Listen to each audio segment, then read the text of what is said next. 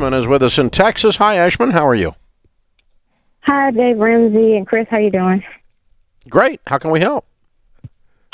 Hi. So I'm recently divorced. I have 4 small children, and I was awarded my house and my car in the divorce. Well, my mortgage went up from $1,252 to $1,540 because they came and reappraised the house. And so I can afford it, but I kind of don't want to afford it, so I'm thinking about selling it. The only dilemma is that I have a broken lease on my credit report. I just tried to call and settle with them, but they did not want to take my settlement. And so I'm just trying to see, should I just stay in the house, or I don't really know what to do. Gotcha. So tell me this right now. How much do you think the home is worth? I could probably sell the house for about $170,000, and I owe $140,000. Okay, and you're just guess ballparking on that, correct? Yes. Okay, and then how much do you owe on the car? I owe about $8,800. Okay, and how much is that payment you're making each month? $673. Okay. Ho, ho! Whoa, my goodness. That's big. Yeah. And so what's your household income right now without any kind of alimony or child support? Just your income right now? About $20,000. Is that a year? Yes. Okay. And then are you getting alimony and child support as well? Yes. Okay. All right. So this... Wait a minute. How much alimony and child support are you getting? I get $1,700 a month. Okay. So what makes you think you can afford to keep this house? Because I've been affording it. No, you can't. No, you haven't. No, you haven't. You just got divorced. This is over 50% of your take-home pay is your house payment. Yes. You can't do that, hon. It's not going to work for you. This house is not a blessing. It's a curse. It has been. Yeah, you need to sell it. I'm sorry. I know you and the kids already been through a lot, and I know you hate moving, and I know you hate moving them out away from their buddies or whatever, but you guys not being financially stressed out is going to be more important for them long term than trying to hold on to a house that's a part of a broken dream that turned into a nightmare. I'm sorry. So how do I move out if I can't get an apartment because of the broken lease that's on my You can. You're just going to have to talk to a landlord that you can teach them what's going on. I've gone through a divorce. Here's my income. I can afford this. That broken lease is way in the past. I've just not ever been able to get it settled. I'm going to get it settled one of these days and just talk them through it. And you just got to, you tell them it's there. Mm-hmm. You don't let them discover it. But this happened in the past. It was a long time ago. And this is what's going on. But it doesn't matter. You've got to find another place to live. And what in the world? I mean, what is your interest rate on this freaking car?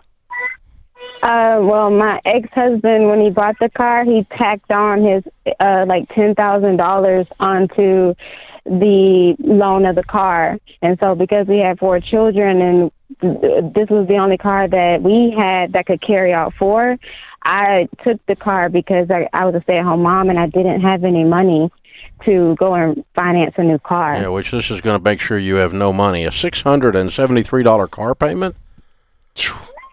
Yes. Oh, my Lord, honey. Okay, so here's what you're going to do. You're going to sell the house. You're going to take some of the money from the house, and you're going to buy another car, and you're going to sell this car. Or you just pay this car off. Mm-hmm. You pay it off from the sale of the house. But you cannot, when you went through this divorce, let me tell you what you got. You got handed all the bad eggs in the carton. You got handed a house you couldn't afford and a car payment that is jacked up. You got screwed in this divorce settlement. You may have done it to yourself because you thought you needed all this stuff, but the net result is you ended up with 2 things, both of which are bad, and both of which need to be cleaned up. So if you're going to keep the car, sell the house, pay off the car, and get you a rental place. And we want you to go through Financial Peace University as our guest. We're going to walk with you and help you do everything you can to make the money that you've got coming in stretch. And then long term, you've got some career things you're going to have to do because 4 kids on almost no alimony and no child support at 20 grand is going to be very tough. Yeah. And so I want to encourage you to reach out to get connected with one of our real estate ELPs. This are people that are going to walk you through the home sale process, will be able to guide you, and also probably be able to guide you with getting connected on places to rent. So go to daveramsey.com/agents. Again, these are people that we trust all around the country. Hey, where'd she go? Let me see here. Ashman, there. Okay, I'm gonna bring you back up. Yes. Trying to make this phone work here. Yes. How much is the settlement on the old bad rent lease thing? It's 3,200. Okay, here's how you fix it then. Okay, here's how you fix it. You pay off the car and you pay those guys off when you sell your house, and then it's gone. Okay. And you get it in writing from them that it's paid in full. And then if a landlord asks, you wave that piece of paper in front of that landlord and go, paid in full. I got no car payment. I got no house payment.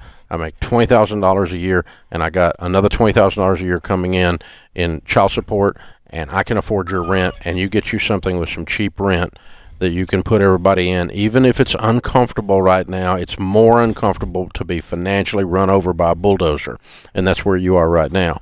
You're getting run over. Yeah. And it's temporary, Ashman. It's temporary. It's the first step to healing after the marriage ended. That's right. That's exactly right. I'm so sorry, honey. We'll walk with you. Get a real estate ELP off the website like Chris told you to do, and hang on. Madison will pick up, and we'll give you a year subscription to Financial Peace and get you through the class and get in those class. There's coaches in there. The Baby Steps Tracker is in there. The Every Dollar app is in there. Use all of it and help you turn this around, and we'll walk with you as you heal this process for your family. What a mess. Man. One of the things, if you're out there, and I hope you're not, but during COVID, we've seen the divorce rates go up. Yeah. And if you're out there going through a marriage-ending event, whether I'm not advocating that this is right, but I am saying that's a statistical fact. Typically, the lady makes less than the gentleman. Not always, but the typical statistical scenario is. And, you're going through a divorce. Don't take on a payment you can't afford in order to protect the children's friendships or their school district. Right.